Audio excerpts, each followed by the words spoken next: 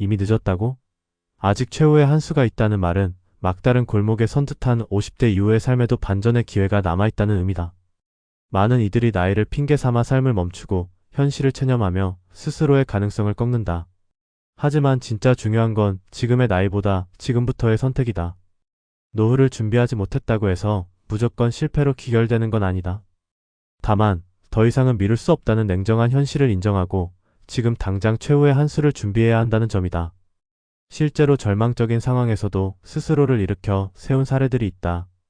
아래 세 가지 이야기는 뒤늦은 출발에도 불구하고 노후를 다시 설계해낸 사람들의 기록이다. 그들의 공통점은 단 하나, 늦었다는 두려움을 마주하고도 움직였다는 것이다. 첫 번째 사례는 인천에 거주하는 이정호 씨의 이야기다. 그는 53세에 다니던 제조업체에서 구조조정을 맡고 퇴직했다. 오랜 기간 직장 생활에만 의존한 탓에 별다른 퇴직금 외에는 자산이 없었고 연금은 아직 수령 나이가 아니었다. 생계는 물론이고 향후 몇십 년을 어찌 살아야 할지 막막했다. 처음엔 일용직에 나가기도 했지만 체력의 한계를 느꼈고 결국 자신이 젊을 때 좋아했던 목공을 떠올렸다. 유튜브로 목공 기술을 독학하고 중고 장비를 모아 집 앞 창고를 개조한 뒤 소형 가구를 제작해 팔기 시작했다. 처음엔 하루에 하나 팔기도 어려웠지만 온라인 마켓에서 반응이 오면서 점차 주문이 늘기 시작했다. 무엇보다 그는 SNS 계정을 운영하며 제작 과정을 공유했고 이 점이 소비자들의 신뢰를 얻는 데 큰 역할을 했다. 2년이 지나자 그는 월 200만 원 이상의 안정적인 수입을 만들었고 무엇보다 스스로의 삶에 다시 의미를 부여하게 되었다. 그는 말한다. 늦게 시작했지만 그 덕분에 내가 정말 좋아하는 일을 찾았어요. 그게 지금의 나를 살립니다. 두 번째 사례는 서울에서 직장 생활을 하던 윤미정 씨다. 그녀는 교육업계에서 30년 가까이 근무하다가 55세에 명예퇴직을 했다. 자녀들도 어느 정도 자립했고 남편도 아직 근무 중이라 당장 큰 경제적 위기는 없었다. 하지만 그녀는 자신이 더는 사회와 단절된 존재가 되고 싶지 않았다. 정체성을 다시 찾고 싶었던 그녀는 평소 관심 있던 독서지도 자격증을 따고 도서관 및 문화센터에서 아이들을 대상으로 독서 프로그램을 운영하기 시작했다. 처음엔 자원봉사에 가까운 일이었지만 입소문이 나면서 초등학교 방과 후 프로그램이나 사설학원에서도 제안이 들어왔다. 지금은 주 3회 강의를 진행하며 한 달에 150만 원 정도를 번다. 이 수입은 생계를 위한 것이 아니지만 그녀에겐 큰 의미가 있다. 돈보다 더 큰 건 내가 누군가에게 필요한 존재라는 느낌이었어요. 그게 삶을 다시 움직이게 하더군요. 그녀는 단순한 재취업이 아닌 자신만의 전문성과 삶의 방향을 찾는 방식으로 노후를 역전시킨 대표적인 예다. 세 번째 사례는 경기도의 전직 건설 현장 관리자 김영찬 씨의 이야기다. 그는 30년간 현장을 누빈 베테랑이었지만 퇴직 후에는 몸도 아프고 체력도 예전 같지 않아 다시는 현장에 설 수 없다고 생각했다. 한동안 무료한 삶을 보내던 그는 동네 후배의 권유로 재건축 관련 소규모 컨설팅을 맡게 됐다. 자신이 쌓아온 노하우를 종이에 정리하고 그걸 기반으로 PPT 자료를 만들어 소규모 조합원 모임에서 설명을 했다. 반응이 좋았고 이후 입소문으로 다양한 소규모 재건축 추진위원회에서 자문 요청이 들어왔다. 지금은 주 12회 현장을 다니며 실무 조언을 제공하고 이를 통해 월 250만 원가량의 수입을 유지한다. 그는 말한다. 내 경험이 누군가에게는 여전히 필요한 자산이라는 걸 깨달은 순간 내가 다시 살아있다는 느낌이 들었어요. 그는 자신의 경력을 단순히 끝난 과거로 보지 않고 활용할 수 있는 자산으로 전환한 것이다. 이 세 사람의 공통점은 분명하다. 첫째, 늦었다는 현실을 받아들이되 거기에 머물지 않았다. 둘째, 본인이 가진 관심사, 경력, 전문성을 끝까지 붙잡고 재해석했다. 셋째, 무리하게 큰 수익을 바란 것이 아니라 작더라도 지속 가능한 소득을 만들기 위한 현실적인 접근을 택했다. 그 결과 이들은 퇴직 이후를 단순한 생존기가 아닌 인생 후반전의 새로운 시작으로 바꾸는 데 성공했다. 지금까지 난 너무 늦었어 라는 생각으로 하루하루를 보내고 있다면 이제는 관점을 바꿔야 할 때다. 문제는 시점이 아니라 방향이다. 아직 체력이 남아있고 최소한의 생활 기반이 마련되어 있다면 지금이 바로 그 최후의 한 수를 던질 순간이다. 선택지는 다양하다. 과거의 경험을 되살려도 좋고 새로운 기술을 배워도 된다. 중요한 건 움직이는 것이다. 정체된 시간은 불안을 키우고 그 불안은 또 다른 포기를 낳는다. 하지만 단 하나의 선택, 한 번의 시도만으로도 내일은 완전히 다른 얼굴을 할 수 있다. 늦은 나이에 다시 시작하는 건 두려울 수 있다. 하지만 그보다 더 두려운 건 아무것도 하지 않는 것이다. 지금이 바로 당신 인생의 최후의 한 수를 준비할 순간이다.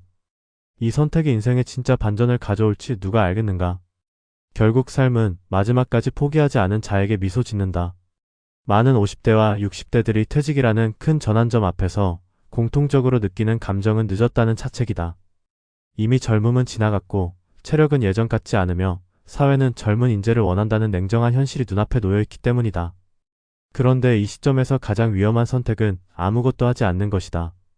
지금 이 순간에도 누군가는 늦었다는 두려움을 뚫고 나가 새로운 길을 만들고 있다.